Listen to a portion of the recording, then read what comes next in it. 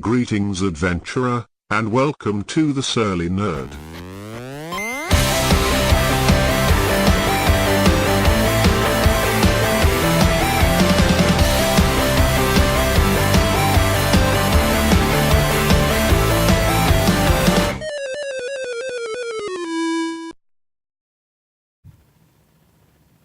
This week, in the month of madness. Greetings, adventurers, and welcome to another special episode of In the Month of Madness, brought to you by The Surly Nerd. .com. This week's topic of discussion is the Stephen King classic, 1408. I was very excited to actually present this film. It's one of my favorite horror films of all time. And this one you're taking credit for. I'm totally taking it. Yeah, Yeah. The ABCs of death. No, not so much. That was horrible. So 1408 is a Stephen King short story, originally published in Everything's Eventual, and there was an audiobook version called Blood and Smoke, I believe. And it's the story of a man who is a writer. Like a lot of Stephen King stories, actually. Just about every one of Stephen King's stories is about a dude who's trying to write something. Yeah, and this gentleman, Mike Enslin, covers haunted houses and doesn't believe in ghosts at all. When he gets kind of a message to go to a certain hotel called the Dolphin and go to a room called 1408, which he quickly figures out adds up to the number 13. And he goes to check it out, and that's when all hell breaks loose, basically.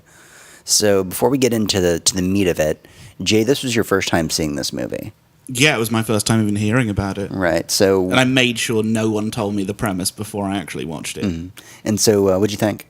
Yeah, no, it was really good. Normally, I'm not the biggest Stephen King fan in the world. Mm-hmm. Like you guys have said, he takes a while to get to the fucking point. Mm-hmm. Yeah, I don't really personally care for Stephen King, but this is his short stories, and out of everything he does, his short stories are the best. Mm-hmm. Yeah, no, I like this one a lot. Yeah, my favorite Stephen King book is actually Night Shift, which is all short stories. Yeah. So yeah, it's your first time viewing it, and How spoilery do we get?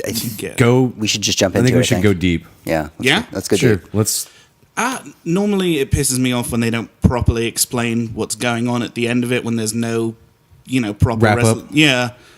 Normally, the credits are on. Like, fuck you. Mm-hmm. But I was happy with this. I was just happy that he got out. Right. I was really rooting for John Cusack, who... And I So kept you don't thinking... care why the room was doing stuff like this? It was just the fact... I'm just happy that John Cusack is all right. Right. that somebody finally made it out of that room alive. Yeah.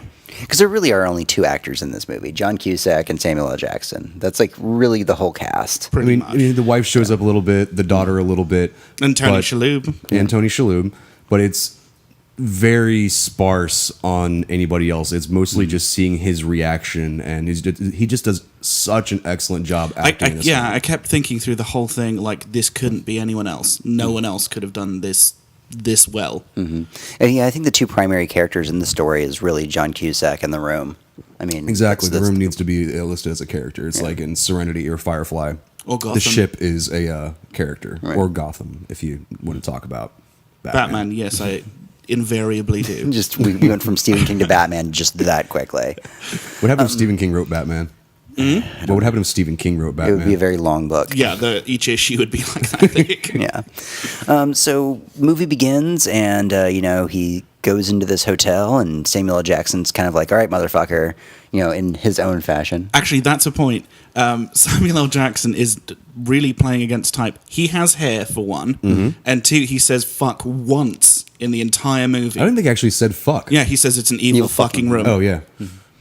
And Once, right? Yeah. Because he only has like two curse lines, and he says "evil fucking room," and he says "God damn it." That's it. And Samuel L. Jackson, the man who And curses, he says it. and He doesn't everything. yell it. I don't think he yells at all. No, that was whenever he said, "No, I'm still going to go into the room."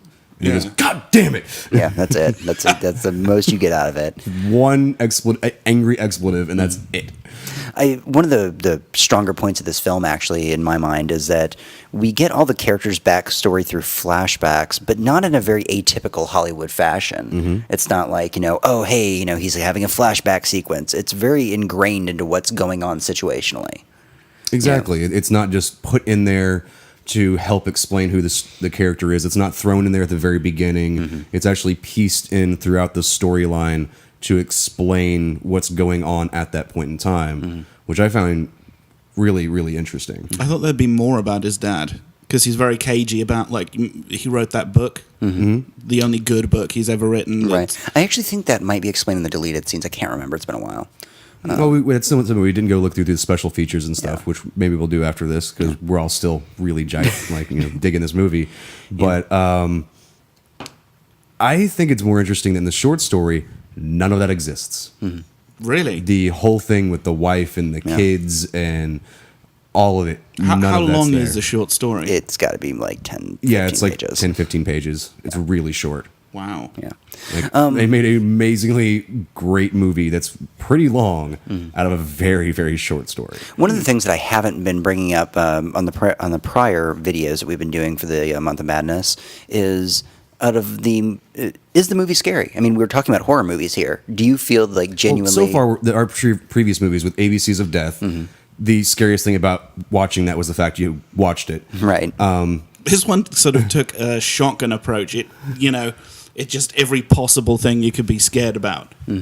Every scary, there were fucking roaches and I had the fear of heights, and I guess you do too. God, yeah, And they fire, have, zombies, slasher. like, everything you could possibly put into there was there. I mean, he's climbing through the air duct, and you get Claustrophobia. you felt claustrophobic watching that. Whenever he's climbing outside the building, you feel like you're climbing on the outside of a building. It was just Fear of loss with the kid, That's what I fear was of gonna say. natural mortality with his father, or losing your faculties. yeah. It covers every base you could think of, and it Even all hits the it elements, perfectly. like fire, ice, water. Heat from the very beginning. So the Yeah. temperature was so hot. He was just Yeah, you can. I definitely feel the director and the writers took a really heavy hand in trying to make the room its own personality and doing these things like picking which elements are going on in the room. From a director's standpoint, that's a way of showing progress in what's going on or emotion, right? that the room itself is experiencing emotion. Something I probably need to look more into is whenever he's at one point he's freezing to death in the room because the temperature dropped below freezing, and he's got a little fire going, and he's talking about Dante's Inferno, about how he's going through all the different levels of hell. Right. I need to actually go through and remember my Dante and see if that actually correlates to everything that's happened in the film, to see if he actually is going through all the different levels. Well, I have several copies of that book in my apartment, so it's just Along with a novelized version of Nightfall. Yes, we're gonna go back to that. Jesus Christ! So Just because he's read a couple of good things doesn't mean he hasn't read a bunch of shit. right. So back to 1408. What it really comes down to is any chance that I get, I recommend this movie to everybody. And a lot of times, a lot of people just aren't big Stephen King fans. And I feel like I have to preface it with, you may not like Stephen King, but you should watch this fucking movie. I like most of the film things that have been done. Yeah, as a fan of not Stephen King, I can definitely recommend this. Exactly. Like Green Mile, amazing. Shawshank Redemption, amazing. Yep. 1408, amazing. So, in the grand scheme of things, of course, I think we've all decided that we freaking love this movie. Is there any scene in particular that kind of stood out in your head that you were just like, fuck yes, like this is when it got you? Like it either scared you or something that you were just like, boom, I'm there with him.